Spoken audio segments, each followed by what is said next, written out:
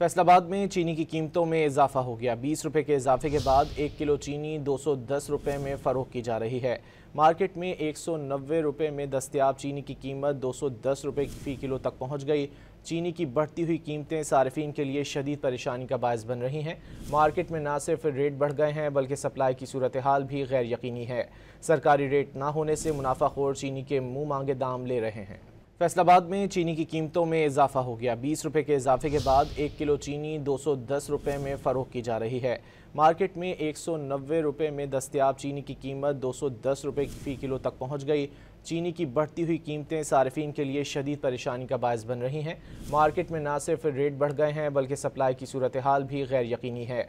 सरकारी रेट ना होने से मुनाफाखोर चीनी के मुंह मांगे दाम ले रहे हैं। फैसलाबाद में चीनी की कीमतों में इजाफा हो गया। 20 रुपए के इजाफे के बाद 1 किलो चीनी 210 रुपए में फरोख्त की जा रही है।